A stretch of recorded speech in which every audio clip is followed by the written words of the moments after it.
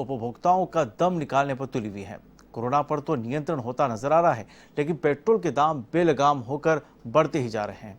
मुख्यमंत्री अशोक गहलोत ने केंद्र सरकार की बढ़ती एक्साइज ड्यूटी को पेट्रोल की महंगाई के लिए जिम्मेदार ठहराया है, तो केंद्र की ओर से भी राज्यों पर वैट बढ़ाने के आरोप लगते रहे हैं। केंद्र और राज्य की इस खींचतान में तेल तो उपभोक्ताओं का ही निकल रहा है।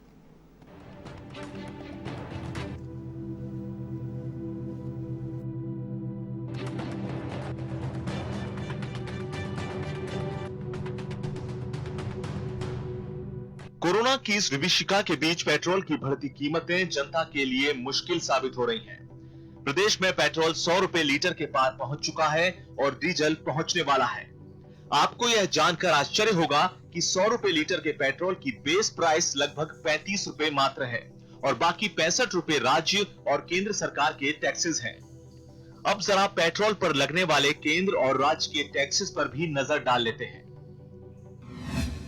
100 रुपए लीटर वाले पेट्रोल की बेस प्राइस महज 35 रुपए।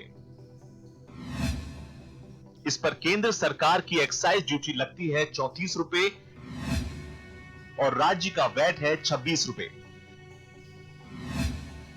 इसमें डीलर का कमीशन 3 रुपए 43 पैसे, रोड सेस 1 रुपए 75 पैसे और टीसीएस जोड़ दें तो पेट्रोल पहुंच जाता है प्रति लीटर 100 रुपए के पार। कुल मिलाकर देखें तो 35 रुपए लीटर की लागत वाले पेट्रोल पर हम केंद्र और राज्य सरकार को 65 रुपए टैक्स के तौर पर चुका रहे हैं।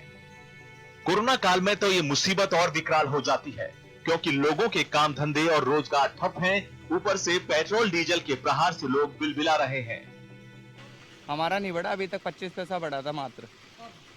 4-5 महीने पहले बढ़ा था, जब 4 रुपए पर किलोमीटर मिलता था, फिर 4 रुपए 4.25 रुपए मिलने लग गया हमको। तो 25 पॉइंट अभी कुछ ही नहीं बढ़ाया, हमारा पेट्रोल कुछ ही नहीं बढ़ाया। लागत हम ही करते। इसका पेट्रोल का पैसा हमारा ही रहता है। वहाँ से तो जो तनख्वाह मिल रही है, तनख्वाह बहुत कम मिल रही है। यहाँ गवर्नमेंट है ना, पेट्रोल रोज रोज बढ़ा रही है। मतलब आने जाने में 250-300 रुपये गाँव से इतने दूर आते हैं, तो सर डेली अप डाउन में बहुत महंगाई हो रही है। बहुत मतलब परेशानी कठिनाई का सामना करना पड़ रहा है। और डीजल का तो ऐसा भाव बढ़ गया है कि गरीब आदमी तो वैसे ही मरा हुआ और मर रहा है। तो मेहरबानी सरकार से कहना है कि गुजारिश है कि डीजल सस्ता कराए और गरीब आदमियों की कुछ सेवा के लिए कुछ करे। पेट्रोल और डीजल की कीमतें बढ़ने का असर केवल आम उपभोक्ता के साथ उद्योग और व्यापार पर भी पड़ता है। क्रेडाई राजस्थान के चेयरमैन गोपाल गुप्ता का कहना है कि पेट्रोल डीजल महंगा होने से औद्योगिक उत्पादन की लागत बढ़ जाती है। इसकी कीमत भी अंत में उपभोक्ता को ही चुकानी पड़ती है, लेकिन महंगाई से मांग सिकुड़ जाती है और बाजार मंदी की चपेट में आ जाता है। कोरोना काल में तो बाजार पहले से ही ठप है। आज सारा व्यापार डिपेंड करता है ट्रांसपोर्ट के ऊपर। उत्पादन जब जाता कहीं पर तो जाता है ट्रांसपोर्ट के माध्यम से।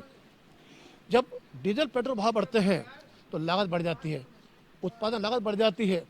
आज महंगाई बढ़ रही है, तो सरकार से मैं अनुरोध करना चाहूँगा, इस पर सहानुभूति विचार करें, इस पर अंकुश लगाएं, ताकि आम जन को राहत मिले। गौर करने वाली बात यह है कि पूरे देश में सबसे महंगा पेट्रोल हमारे ही प्रदेश के गंगानगर जिले में बिक रहा है।